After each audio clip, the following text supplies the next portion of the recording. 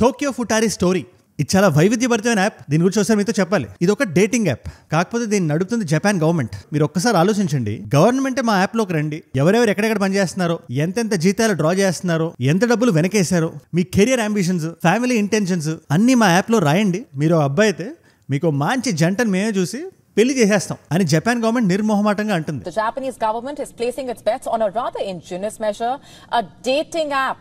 Yes, you heard that right. General గా మనం దేనికి అలవాటు పడున్నాం? గవర్నమెంట్ కానీ పోలీస్ ఫోర్సులు కానీ విజిలెన్స్ అని చూసి అలవాటు పడున్నాం మనం. అంటే ఎవరైనా ఈవ్ టీజింగ్ చేసినా, అబ్బాయి అమ్మాయిని కానీ అమ్మాయి అబ్బాయిని కానీ హెరాస్ చేసినా వాళ్ళ పని పోలీసులు చూసుకుంటారు. మరి ఇక్కడ జపాన్లో ఎందుకు ఇలా జరుగుతుంది? ఇక్కడతో జపాన్ వాళ్ళు ఆగారనుకుంటున్నారా? ఓమీ ఏఐ అనే ఏఐ బ్రోకర్స్ ని తెచ్చి, ఎవరు వీళ్ళు? Government brokers.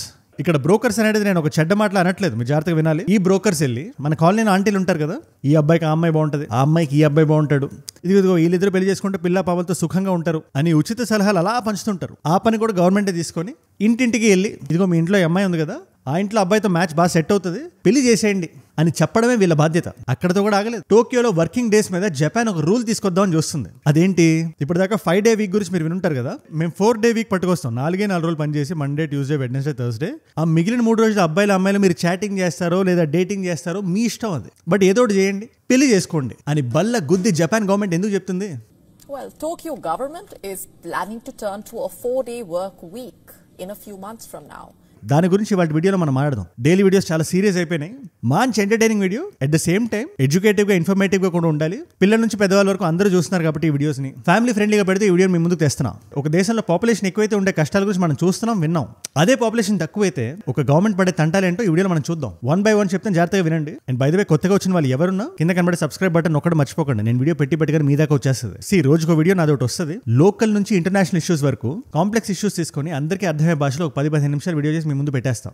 నాకే కాదు, ఇవాళ 2025లో ఏ క్రియేటర్ మీరు సపోర్ట్ చేయాలన్నా మీరు చేయగలిగింది ఒకటే, సబ్స్క్రైబ్ చేయడం. ఇది నా గురించి మాట్లాడలేదు, ఏ క్రియేటర్ మీకు నచ్చినా కూడా తెలుగులో మీరు చూడండి. Anybody who's giving you value, మీరు అబ్బాయికి కానీ అమ్మాయికి కానీ మేము ఉన్నాం అని సబ్స్క్రైబ్ ద్వారా చెప్పండి. ఇవాళ నార్థన్ పార్ట్ ఆఫ్ ఇండియాలో చాలా పెద్ద రచ్చ అవుతుంది. పెద్ద పెద్ద కార్పొరేషన్స్ ఇలాంటి క్రియేటర్స్ దగ్గర డబ్బులు లాగేద్దామని చూస్తున్నారు. క్రియేటర్స్ స్ట్రాంగ్ గా ఉండాలంటే కమ్యూనిటీ స్ట్రాంగ్ గా ఉండాలి. మన కమ్యూనిటీ మీద నాకు నమ్మకం ఉంది. వీడియోలోకి వెళ్ళిపోదాం.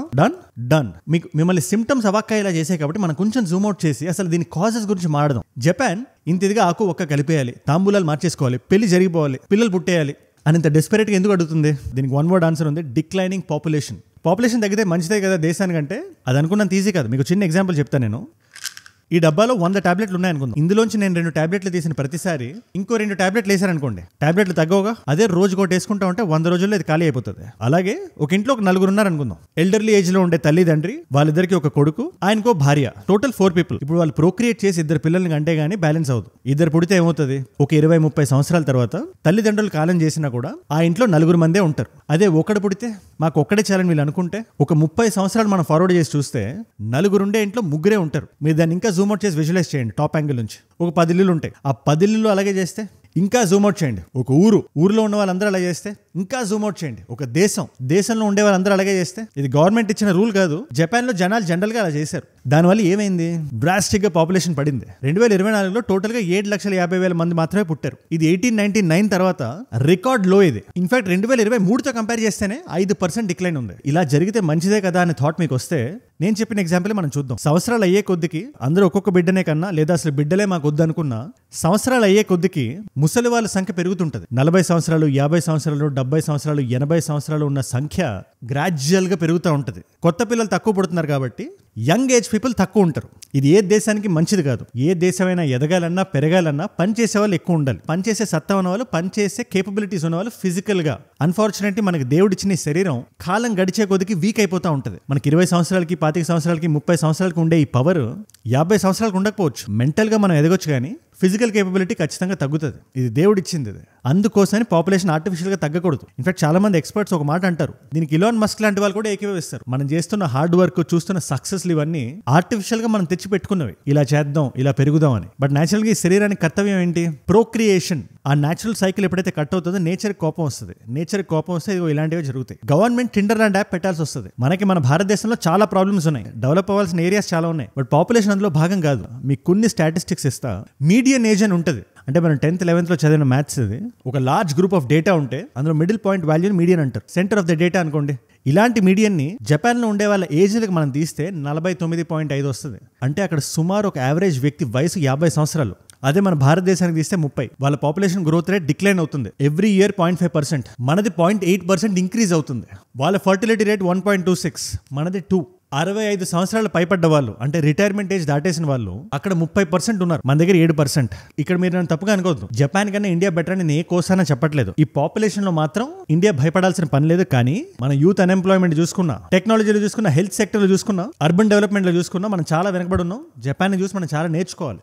అది ఇంకా నయం, ఎటువంటి పాలసీలు పెట్టలేదు. చైనా అయితే పాలసీలు పెట్టి మరి ఇవాళ రాత్రింపగలు వాళ్ళు కష్టపడుతున్నారు పిల్లల్ని కనాలని. దీనికి 1980లో వాళ్ళు 1 child పాలసీ అని చెప్పి ర్యాపిడ్ గా పెరిగిపోతుంది మన పాపులేషన్, దాన్ని ఇమీడియట్ గా తగ్గించాలని చెప్పి ఆర్టిఫిషియల్, ఇప్పుడు ఎలా అయితే క్లౌడ్ సీడింగ్ మనం చేస్తాం అలా ఆర్టిఫిషియల్ గా వాళ్ళు పాపులేషన్ తగ్గించాలనుకున్నారు. చాలా వరకు ఫ్యామిలీస్ కి మీకు ఒక బిడ్డే ఉండాలి అని పుష్ చేయడం వల్ల ఇందాక నేను చెప్పినట్టు డబ్బాలో టాబ్లెట్లు తగ్గిపోయినాయి, ఇళ్లలో జనాలు తగ్గిపోయారు. And it didn't stop there. ఒకళ్ళే బిడ్డ ఉండాలి కాబట్టి ఆ బిడ్డ ఆడపిల్ల అయితే వాళ్ళని గర్భంలోనే చంపేసేవాళ్ళు. దానివల్ల మేల్ టు ఫీమేల్ రేషియో అటు ఇటు అయిపోయింది. ఇందాక నేను చెప్పినట్టు ముసలి చాలా ఎక్కువ మంది అయిపోయారు. ఇప్పుడు దాన్ని రివర్స్ చేయడానికి 2 child policy, 3 child policy, 4 child policy, ఎన్ని పాలసీలు తెచ్చినా కూడా అది చాలా టైం పడుతుంది యంగ్ పాపులేషన్ మళ్ళీ రావడానికి. అందుకే ఏ గవర్నమెంట్ టార్గెట్ పాపులేషన్ తగ్గించడం అవ్వకూడదు, ఇన్ఫ్రాస్ట్రక్చర్ పెంచడం అవ్వాలి. ఎంత పాపులేషన్ వచ్చినా కూడా మన యూజబుల్ ల్యాండ్ పెంచడం, సిటీస్ ని హారిజాంటల్ గా పెంచడం. ఇవాళ దుబాయ్ ఎడార్లో కట్టారు సిటీని వాళ్ళు. అండ్ అక్కడ ఏ సందులో ఏ డివైడర్ పెట్టాలన్నా, ఏ రోడ్డు మీద ఏ ఫ్లైఓవర్ కట్టాలన్నా అది ఒక వ్యక్తి డిసైడ్ చేసేది కాదు. సిటీ ప్లానింగ్ లో అది ఫిట్ అయితేనే అది కడతారు, లేకపోతే కట్టరు. And they are growing it horizontally. ఉన్న చోటే అన్ని కట్టేయకుండా ఇంకో 50 కిలోమీటర్లు బయటకు వెళ్ళారు, రేపు ఇంకో 100 కిలోమీటర్లు బయటకు వెళ్తారు. దానివల్ల ఎంతమంది కొత్త వాళ్ళు వచ్చినా ఆ దగ్గర దుడ్లు ఉంటే ఖచ్చితంగా సిటీలో స్పేస్ ఉంటుంది. అంత ఇదిగా కట్టుకుంటున్నారు వాళ్ళు దుబాయ్లో. సో సిటీ ప్లానింగ్ మీద ఫోకస్ చేయాలి, ఎంప్లాయ్మెంట్ మీద ఫోకస్ చేయాలి, టెక్నాలజీ మీద ఫోకస్ చేయాలి, హెల్త్ సెక్టర్లో ఫోకస్ చేయాలి, ఎడ్యుకేషన్లో ఫోకస్ చేయాలి. కానీ పాపులేషన్ తగ్గించేద్దామంటే ముసలి పెరిగిపోతారు, ఆ పర్సెంటేజ్ పెరుగుతుంది. అండ్ అది ఏ కంట్రీకి మంచిది కాదు. యంగ్ పాపులేషన్ ఎక్కువ మంది ఉండాలి. అండ్ ఈ వీడియో బిగినింగ్ ని చాలా ఫన్నీగా స్టార్ట్ చేశానేమో కానీ మీరు జపాన్ ఊర్లలోకి వెళ్తే అకియా హోమ్స్ అని ఉంటాయి. బాగా మారుమూల ప్రదేశాల్లో ఇల్లు అబాండన్ అయిపోయి ఉంటాయి. అది వాడడానికి ఎవరు ఉంటారు, ఎందుకో తెలుసా? పిల్లలు పుట్టగా ముసలి వాళ్ళు అయిపోయిన వాళ్ళు ఉండి వాళ్ళు కూడా పాపం కాలం చెంది ఆ ఇంటిని చూసుకోవడానికి ఎవరు లేక గోస్ట్ టౌన్స్ లాగా, గోస్ట్ హౌసెస్ లో ఉంటాయి. 2002 నుంచి 2025 వరకు మనం తీస్తే ఒక చిన్న స్టాటిస్టిక్ బయటకు తీస్తే స్కూళ్ళు మూసేస్తున్నారు. 9,000 స్కూళ్ళు మూసేశారు. పిల్లలు లేకపోతే, కొత్త పిల్లలు వచ్చి జాయిన్ అవ్వకపోతే వాళ్ళు ఎలా మెయింటైన్ చేస్తారు? ఫస్ట్ ఆఫ్ ఆల్ అక్కడ ఎడ్యుకేషన్ కాస్ట్ చాలా కాస్ట్లీ. ఇప్పుడు ఒక వ్యక్తిని స్కూల్లో జాయిన్ చేసి బేసిక్ ఎడ్యుకేషన్ తో బయటకు రావాలంటే 1,30,00,000 ఖర్చు పెట్టాలి. అది ఇప్పుడు గవర్నమెంట్ తగ్గిస్తుంది, లేదు మీరు రండి పర్వాలేదు అని. మనకి బేబీ డైపర్స్ అని ఉంటాయి. మీలో చూసేవాళ్ళు చాలా మంది న్యూ పేరెంట్స్ అయి ఉంటారు. ఇప్పుడిప్పుడే మీకు పిల్లలు పుట్టుంటారు. First of all congratulation. Parenthood అనేది చాలా ఇంపార్టెంట్ ఫేజ్ అండ్ చాలా responsible phase. All the very best. కానీ ఈ డైపర్లు ఇవంతా మన కామన్ లింగోలో వస్తుంది. ఇవి చిన్నపిల్లలకి వేసే డైపర్స్, బట్ పెద్దవాళ్ళు అడల్ట్ డైపర్స్ అని ఉంటాయి. ముసలి వాళ్ళ బాత్రూమ్కి వెళ్ళారు, వాళ్ళ కోసం చేసిన డైపర్స్ చిన్నపిల్లల డైపర్స్ కన్నా ఎక్కువ అమ్ముడుపోతున్నాయి జపాన్లో. అది కూడా నార్మల్ ఎక్కువ కూడా కాదు, 2:1 రేషియోలో. 2011లో ఒక స్టడీ చేశారు. ముసలైపోయిన వాళ్ళకి పిల్లలు లేక, డబ్బులు లేక, లోన్లీగా ఫీల్ అయ్యి టైం పాస్ కోసం క్రైమ్స్ చేస్తున్నారు. ఎల్డర్లీ పీపుల్ క్రైమ్స్ ఎంతో పెరిగినాయి బయట. షాప్ లిఫ్టింగ్ నుంచి ఇది వాళ్ళు ఏదో దొంగతనం చేసేద్దామని చేయట్లేదు. మాకు బయట చాలా లోన్లీగా ఉంది, మమ్మల్ని జైల్లో పెడితే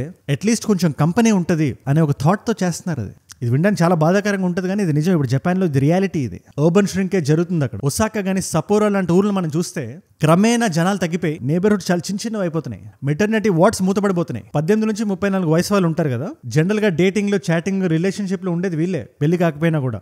వీళ్ళల్లో కూడా 50% కన్నా ఎక్కువ సింగిల్స్ ఉన్నారు. లోపల నుంచి వాళ్ళకి ఇంట్రెస్ట్ రావట్లేదు. ఇన్ఫాక్ట్ 30 సంవత్సరాలు దాటిన తర్వాత వీళ్ళని పారాసైట్ సింగిల్స్ అంటారు. వాళ్ళ తల్లిదండ్రులతోనే ఉంటారు. వీళ్ళ సంఖ్య కూడా చాలా పెరుగుతుంది. వర్క్ ఇస్ లైఫ్ అని చాలా కష్టపడతారు. వాళ్ళు చాలా ప్యాషనెట్ గా కష్టపడతారు. 70 గంటలు వర్క్ చేస్తారు వారానికి. ఇంకా వేరే అవిగేషన్స్ ఏముంటాయి? లేదా అక్కడ పెరుగుతున్న ధరల వల్ల, ఎన్ వాల్యూ ఇన్ఫ్లేషన్ వల్ల పెళ్లి అనేది ఒక బర్డన్, ఫైనాన్షియల్ బర్డన్ లా చూస్తున్నారు. దాన్ని ఇప్పుడు గవర్నమెంట్ కౌంటర్ చేద్దామని చూస్తుంది. వీడియో బిగినింగ్ లో చెప్పినట్టు మీరు 4 రోజుల్లో పని చేయండి, మీకు మెటర్నిటీ లీవ్ కాదు పెటర్నిటీ లీవ్ ఇస్తాం మేము. మీరు జాబ్ చేస్తే మీకు శాలరీ ఇస్తాం. మీరు కానీ తండ్రి కాకపోతుంటే 2 నెలలు, 3 నెలలు, 9 నెలలు సెలవు తీసుకోండి మీరు. హికికోమోరి లైఫ్ స్టైల్ అని, అంటే వాళ్ళు రూమ్స్ లో ఉంటారు, అక్కడే పని చేసుకుంటారు, అక్కడే వాళ్ళకి శాలరీ పడిపోతుంది. ఆ రూమ్స్ కూడా వదలరు వాళ్ళు. ఒక సోషల్ విత్డ్రాల్ ఉంటుంది. అది ఎందుకో తెలియదు కానీ దానివల్ల కూడా ఈ సొసైటల్ కొలాప్స్ మనం చూస్తున్నాం. ఇకిమెన్ అంటారు, అంటే శారీరక సంతృప్తిలో ఎటువంటి ఇంట్రెస్ట్ లేని వాళ్ళు, వాళ్ళ సంఖ్య కూడా పెరుగుతుంది. ఆడపిల్లలైనా మగవాళ్ళైనా కెరీర్ అని, మనీ అని దానికి ఎక్కువ ఇంపార్టెన్స్ ఇవ్వడం వల్ల మ్యారేజ్ పిల్లలు బ్యాక్ సీట్ తీసుకుంది. అది జపాన్కి మొదటిగా మోసం వచ్చి పడింది. ఒక రెగ్యులర్ సిటిజన్ కి దీనివల్ల ఇమీడియట్ గా వచ్చే నష్టం లేదు. దేశం దీని పర్యవసానాలు కొన్ని డికేట్స్ తర్వాత చూస్తుంది. సో గవర్నమెంట్ ముందు యాక్షన్ తీసుకుంటుంది. జనాలకి దీని అర్జెన్సీ అప్పుడే అర్థం కాకపోవచ్చు, but it's very important they understand. ఇంకా చేసేదేం లేక ఈ ఎల్డర్లీ పీపుల్నే పర్లేదు మీరు మాకు పని చేయండి అని చెప్పి 60 సంవత్సరాలు, 45 సంవత్సరాలు కూడా పట్టుకెళ్తున్నారు. యూ షుడ్ అండర్స్టాండ్ ఇది షార్ట్ టర్మ్ సొల్యూషన్ మాత్రమే. ఇప్పుడు బెటర్ లేట్ దాన్ నెవర్ అని చెప్పి ఎడ్యుకేషన్లో రిఫార్మ్స్ తీసుకొచ్చి సబ్సిడైజ్ కాస్ట్ ఎడ్యుకేషన్ ఇస్తున్నారు. సబ్సిడీల రూపంలో ఆర్థిక భారాన్ని బాగా తగ్గిస్తున్నారు. మీరు జాగ్రత్తగా గమనిస్తే యూఎస్ దీనికి మంచి హ్యాక్ అని పట్టుకుంది. అదేంటంటే ఇమిగ్రేషన్. ఇప్పుడు డొనాల్డ్ ట్రంప్ ఆయన ఇమిగ్రేషన్ మీద చూపిస్తున్న కోపాన్ని మనం అందరం చూస్తున్నాం. ఎక్కడ పడితే అక్కడ కట్ చేస్తున్నాడు అమెరికన్స్ ఫస్ట్ అని చెప్పి. బట్ ఈ సొసైటీ ఇవాళ ఇలా సర్వైవ్ అవ్వడానికి కారణం కానీ, ఇంకా యంగర్ పాపులేషన్ రీటైన్ అవ్వడానికి కారణం కానీ, వాళ్ళ దేశస్తులు యాక్టివ్గా ప్రోక్రియేట్ చేయడం మాత్రమే కాదు, రకరకాల బ్యాక్గ్రౌండ్స్ నుంచి కొత్త ఇమిగ్రెంట్స్ లోపల తెచ్చుకోవడం నుంచి, వాళ్ళు ప్రోక్రియేట్ చేయడం నుంచి వచ్చింది. మీకు చిన్న స్టాటిస్టిక్ ఇస్తా. 2000 నుంచి మనం చూసుకుంటే ఈ 25 సంవత్సరాల్లో ఏదైతే పాపులేషన్ ఇంక్రీజ్ అయిందో అందులో 80% పిల్లలు ఇమిగ్రెంట్స్ కష్టార్జితమే. అందుకే యూఎస్ మీడియన్ ఏజ్ కూడా మనం చూసుకుంటే ఒక 38 ఉంటుంది. Not great but still it's good. ఆ 50 సంవత్సరాల కన్నా చాలా బెటర్. ఇన్ఫాక్ట్ వాళ్ళ ఫర్టిలిటీ రేట్ 1.6 ఉన్నా కూడా అది బాగా తక్కువ కంపారిటివ్ గా. రీప్లేస్మెంట్ ఫర్టిలిటీ రేట్ కాదు అది. అంటే ఒక టాబ్లెట్ తీస్తే ఇంకో టాబ్లెట్ వేసినట్టు కాదు, 2 టాబ్లెట్లు తీసి ఒక టాబ్లెట్ వేసినట్టు. కానీ ఈ ఇమిగ్రెంట్స్ రావడం వల్ల అది కూడా సెట్ అయిపోయింది. ఈ ఎంటైర్ పాపులేషన్ డిస్కోర్స్ మీద, ఈ జపాన్ గవర్నమెంట్ తీసుకుంటున్న స్లీప్ వెల్ పథకం మీద మీ అభిప్రాయం ఏంటి నాకు కింద కామెంట్స్ లో రాయండి. Let me note down. ఒక మంచి డిస్కషన్ ఫార్ములా పెడదాం కింద. ఇవాళ మల్టిపుల్ చాయిస్ క్వశ్చన్ మీకు, ఏ సంవత్సరం పీక్ అయిన తర్వాత జపాన్ పాపులేషన్ క్రమేణా తగ్గుతా వచ్చింది? Option A is 1999, option B is 2008, option C is 2015, option D is 2020. తెలిస్తే కింద రాయండి. తెలుసుకుందాం అనుకుంటే Instagram is a great place. మీకు అజయ్ ఫ్రమ్ ఏజుడ్ అని ఉంటుంది. అజయ్ ఫ్రమ్ అని రాస్తుంటే పక్కన టిక్ మార్క్ 1+ మిలియన్ ఫాలోవర్స్ ఉంటారు. మీకు టక్కని మీరు వచ్చేయచ్చు. And you can interact with me. నా వీడియోస్ని రీల్స్లో చూడొచ్చు. నా లైఫ్లో నా చుట్టూ ఏం జరుగుతుందో నేను ఏదైనా వీడియో ఐడియా టాపిక్ ఇద్దాం అనుకుంటే Instagram is a great place. ఇలాంటి క్వశ్చన్స్ ఆన్సర్స్ కూడా మీకు అక్కడ దొరుకుతాయి. నా స్టోరీస్లో కాకపోయినా ఏజుడ్ రీల్స్ అని మన టీం నడుపుతున్న పేజ్ ఉంది, వాళ్ళనే చెప్పేమంటే పెట్టేమని. సో వచ్చేసేయండి, లెట్స్ కనెక్ట్. అండ్ ఈ వీడియోని మీరు చూసారా? పాకిస్తాన్ డిఫెన్స్ మినిస్టర్ ఆయన బహిరంగంగా బయటకు వచ్చి నిర్భయంగా నిర్మోహమాటంగా ఒప్పేసుకుంటున్నాడు. ఆయన మాకు అమెరికా చేపించిందని చెప్తున్నాడు. So it's a very big allegation. దాని మీద ఒక క్రిస్టల్ క్లియర్ వీడియో చేశాను. ఒక జియో పొలిటికల్ యాంగిల్ మీకు తెలుసుకుందాం అనుకుంటే దానికి ఆ వీడియో ఇక్కడ ఉంది, దాని ఐ కార్డ్ ఇక్కడ ఉంది. ఒకవేళ ఐ కార్డ్ లేకపోయినా కూడా ఒక్క వీడియో ముందు ఉంటుంది అంతే. డెఫినెట్లీ చెక్అవుట్ చేయండి. అండ్ మీరు ఇక్కడ దాకా నా వీడియోలో వచ్చారంటే నా వీడియోస్ మిమ్మల్ని ఆకట్టుకుంటున్నాయి అండ్ ఒక వాల్యూ పొందుతున్నారు. Thank you so much for that. ఇలాంటి ఎంటర్టైనింగ్ వీడియోస్ని కూడా మన అన్ని వీడియోస్తో కలిపి మిక్స్ చేసి పెడుతుంటే లోకల్, నేషనల్, ఇంటర్నేషనల్ అన్ని టాపిక్స్ కవర్ చేస్తా. ఒక 10-15 నిమిషాల్లో మీ ముందు తెచ్చిపెట్టేస్తా క్రిస్ప్గా, అందరికీ అర్థమయ్యేలా. ఇది కొత్త వాళ్ళకి చెప్తున్నా, ఎందుకంటే ఎవరైతే డైలీ చూస్తున్నారో మీరు ఇస్తున్న ఈ వాచ్ టైం, మీ రిటెన్షన్ వల్ల వాళ్ళకి రీచ్ అవుతుంది. సో కొత్త వాళ్ళ కోసం చెప్తున్నాను. నేను వీడియో పెట్టగానే మీ దాకా రావాలంటే కింద కనబడే సబ్స్క్రైబ్ బటన్ నొక్కి పెట్టేసుకోండి. And do not forget to like the video. నేను మిమ్మల్ని అందరినీ రేపు కలుస్తా. మనందరం కలిసి పెరగాలి, కలిసి ఎదగాలి. Let us all grow together. Let us all rise together. Rise above ignorance. Rise above arrogance. Rise above hate. ఏజుడ్ అంటే మనం. జై హింద్, జై భారత్, జై ఆంజనేయ, ఓం నమః శివాయ.